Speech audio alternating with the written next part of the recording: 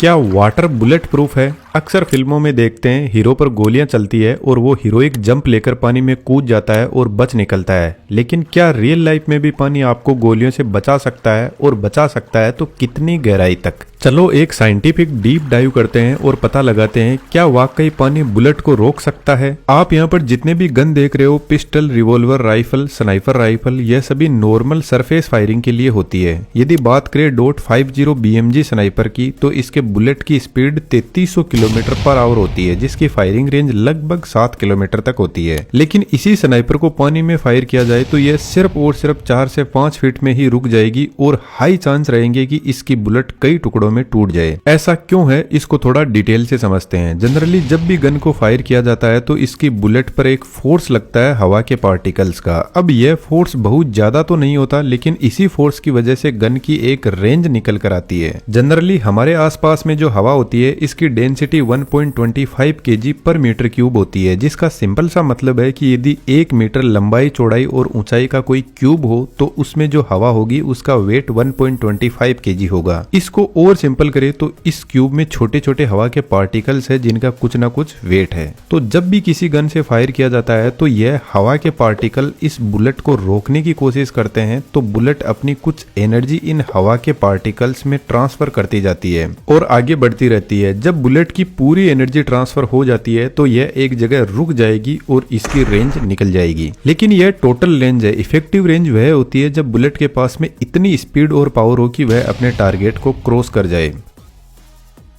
अब चलते हैं पानी पर। यदि 1 मीटर लंबाई, चौड़ाई, ऊंचाई वाला क्यूब फिर से ले और इसमें पानी को भरा जाए तो पानी की डेंसिटी होगी 1000 kg पर मीटर क्यूब, जिसका सिंपल सा मतलब है इस क्यूब में 1000 kg पानी आ सकता है। जिसका दूसरा सिंपल सा मतलब यह भी है कि पानी की डेंसिटी हवा से 800 गुना ज्यादा है। तो जब भी 9mm पिस्टल से गन को फायर किया जाता है तो इससे बुलेट निकलती है 1260 किलोमीटर पर आवर की स्पीड से, और पानी की हाई डेंसिटी होने की वजह से यह बुलेट सिर्फ 2 से 3 फीट अंदर जाते ही रोक देगा। इसके बाद बुलेट की स्पीड धीरे हो जाएगी और यह कहीं अंदर जाकर पानी में डूब जाएगी। लेकिन मानकर चलो आपके पास में एक पावरफुल 50 BMG स्नाइपर है जिसकी बुलेट 3300 किलोमीटर पर आवर की स्पीड से निकलती है, तो हो सकता है कि पानी में यह टारगेट को हिट कर जाए। यदि आप हमारे एक्सपीरियंस के साथ में अपनी क्वालिटीज को बढ़ाना चाहते हो तो हमने डिटेल से step by step advance 3D animation का कोर्स तैयार किया है जो आपको किसी भी टाइप का एनिमेशन बनाने में हेल्प करेगा। डिस्क्रिप्शन में डिटेल्स अवेलेबल है, जरूर से चेकआउट कीजिएगा। लेकिन जैसे ही बुलेट पानी के कांटेक्ट में आती है तो या तो यह पानी के सरफेस से टकराते ही कई टुकड़ों में टूट जाएगी, या फिर हो सकता है कि 1-2 फीट अंदर जाने के बाद में बुलेट के कई टुकड़े हो जाएं। और इसके पीछे सबसे बड़ा रीजन है drag force. Square of velocity के डायरेक्ट प्रपोर्शन में होता है। इसको थोड़ा सिंपल कर लेते हैं। यदि आपकी बुलेट की स्पीड 3300 किलोमीटर पर आवर है तो जब भी यह पानी में एंटर करेगी तो पानी की डेंसिटी हाई होने की वजह से इस बुलेट पर वापस एक फोर्स लगेगा जिसको ड्रैग फोर्स बोलते हैं। अब यदि बुलेट की स्पीड 2 गुना है तो ड्रैग फोर्स 4 गुना लगेगा, और बुलेट की स्पीड 4 गुना हो तो ड्रैग फोर्स 16 गुना लगेगा। अब जब भी बुलेट इतनी हाई स्पीड में पानी से टकराती है तो इतना हाई फोर्स वह सहन नहीं कर पाती और बुलेट कई टुकड़ों में टूट जाती है। तो यदि आप पानी के सामने जितनी पावरफुल गन लेकर आते हो तो वह उतना ही बड़ा फेलियर बनती है। हो सकता है उसकी बुलेट पानी में एंटर ही ना कर पाए। लेकिन एक नॉर्मल पिस्टल जिसकी स्पीड 1260 किलोमीटर पर आवर है, वह पानी में 2-3 फीट तक एंटर कर जाती है। इसके टुकड़े नहीं होंगे, लेकिन वह 2-3 फीट के बाद में स्पीड स्लो हो जाएगी और पानी में डूब जाएगी। एक कंडीशन यहाँ पर और है, पानी के साथ में यह भी बहुत ज्यादा मैटर करती है कि आप कौन से एंगल से फायर कर रहे हो। जैसे हमारे पास में यह कंडीशन है, बहुत सारे शूटर बैठे हैं अपने हार्डवेयर लेकर टारगेट को हिट करने के लिए। अब यदि सिर्फ पानी के सरफेस से 5 से 15 डिग्री के बीच में फायर किया जाएगा तो बहुत हाई चांस है कि आपकी बुलेट पानी में एंटर ही ना कर पाए, और एंटर कर भी लिया तो यह टुकड़ों में टूट जाएगी। कुछ स्टडीज का ऐसा कहना है कि 11 डिग्री के ऊपर जब फायर किया जाता है तो बुलेट पानी में एंटर कर जाती है। अब जो एकदम ऊपर की तरफ शूटर बैठा है 50 BMG स्नाइपर लेकर, जो 3300 किलोमीटर पर आवर की स्पीड से फायर कर रहा है, तो जब बुलेट पानी की सबसे ऊपर की लेयर के कांटेक्ट में आएगी तो जबरदस्त ड्रैग फोर्स लगेगा और कुछ फीट अंदर तक जाने के बाद में वह ब्रेक हो जाएगी। लेकिन यदि इसके बगल में बैठा बंदा पिस्टल से फायर करता है जिसकी स्पीड सिर्फ 1400 किलोमीटर पर आवर है, तो इसी कंडीशन में बुलेट 6 से 7 फीट अंदर तक जा सकती है, जो पहले से थोड़ी ज्यादा है, और फिर बुलेट की स्पीड स्लो हो जाती है और यह कहीं पानी में जाके डूब जाती है।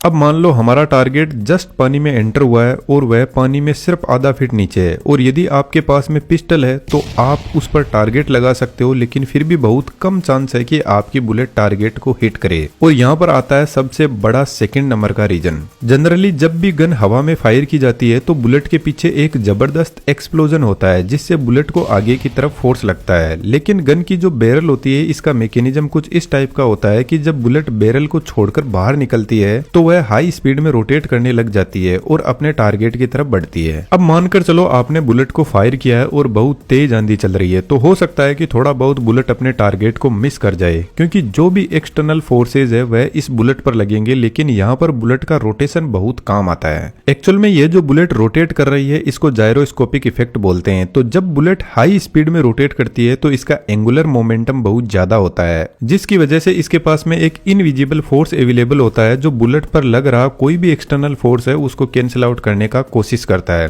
चलो इसको थोड़ा सा सिंपल करते हैं। यदि आपने स्पिनिंग टॉप को घुमाई हो तो घूमते टाइम यदि आप इस पर कोई फोर्स लगाते हो तो यह उसको रजिस्ट करता है और वापस अपनी पोजीशन पर आ जाता है। तो इस रोटेशन से एक्चुअल में बुलेट पर जो भी एक्सटर्नल फोर्स लग रहे हैं आंधी की वजह से उनको हैंडल करते हुए अपनी डायरेक्शन में स्ट्रेट आगे बढ़ती जाती है। तो सरफेस लेवल पर इसका हमें एक अच्छा फायदा मिलता है, लेकिन पानी में यह प्रॉब्लम बन जाती है। जब भी हाई स्पीड में रोटेट करती हुई बुलेट पानी में एंटर करती है तो रोटेशन की वजह से यह सीधा न जाकर अपना रास्ता चेंज कर लेती है। अब ऐसी कंडीशन में यदि टारगेट ऊपर भी है तो उसको हिट करना आसान नहीं होता। एक कंडीशन और लेकर चलते हैं। मान के चलो यदि आप खुद ही पानी में एंटर कर जाते हो गन को लेकर और आपका टारगेट भी पानी में है तो फिर क्या होगा। इस कंडीशन में सिंपल सी बात है, गन की जो बैरल है उसमें भी पानी चला जाएगा, लेकिन फिर भी गन फायर कर सकती है। तो जब भी फायर किया जाएगा तो बैरल के अंदर जो पानी है वह बुलेट को स्ट्रॉन्ग ड्रैग फोर्स प्रोवाइड करवाएगा और मुश्किल से बुलेट गन से निकलने के बाद 1 फीट दूर जा पाएगी। और यहाँ पर हो सकता है कि यदि पानी का ड्रैग फोर्स ज्यादा हुआ तो बैरल फट भी सकती है, क्योंकि बुलेट के पीछे का एक्सप्लोजन इसको आगे की तरफ फोर्स लगा रहा है और पानी इसको आगे बढ़ने नहीं दे रहा, तो बैरल फटने के हाई चांस रहते हैं।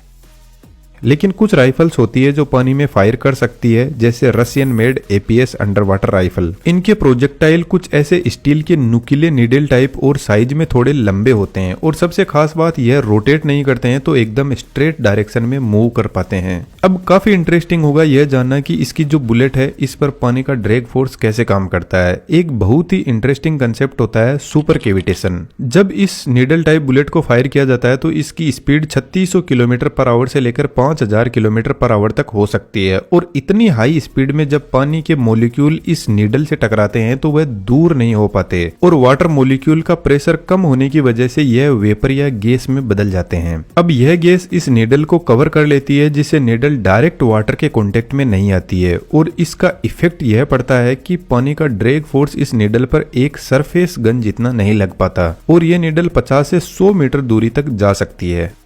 अब हो सकता है कुछ लोगों के दिमाग में यह क्वेश्चन आया होगा कि स्पीड तो सरफेस बुलेट की भी बहुत होती है, तो फिर वह सुपर कैविटेशन स्टेज में क्यों नहीं पहुंच पाती। इसके पीछे सबसे बड़ा रीजन है इनकी डिजाइन। जो नॉर्मल सरफेस गन के बुलेट होते हैं उनको एरोडायनामिक बनाया जाता है ताकि यह हवा में ज्यादा दूरी तक जा सके, लेकिन इसका जो सरफेस एरिया होता है वह इस नीडल से ज्यादा होता है, और इतने सरफेस एरिया की वजह से जैसे ही यह पानी में एंटर करती है तो इस पर ड्रैग फोर्स ज्यादा लगता है। लेकिन नीडल के केस में इस पर ड्रैग फोर्स कम लगेगा, जिससे यह अपनी स्पीड को थोड़ी लॉन्ग दूरी तक मेंटेन कर पाती है, जिससे वेपर बनना स्टार्ट हो जाएगा। सुपर कैविटेशन उस कंडीशन में काम करता है जब बुलेट की इतनी ज्यादा हाई स्पीड हो कि उसके सामने का पानी वेपर में बदलने लग जाए, और पानी में स्पीड कायम तभी रह सकती है जब उसका सरफेस एरिया कम हो। तो यह जो एक कैविटेशन थ्रेशोल्ड यहाँ पे बना हुआ है उसको सरफेस बुलेट क्रॉस नहीं कर पाती है। तो फाइनली सरफेस गन को पानी में फायर करने का कोई खास मतलब निकलता नहीं है। आप भी हमारे एक्सपीरियंस के साथ में ऐसा बेहतरीन एनिमेशन सीख सकते हो। डिस्क्रिप्शन में डिटेल्स अवेलेबल है। आप चैनल को सब्सक्राइब करके और भी ऐसे बेहतरीन वीडियो देख सकते हो। Thank you.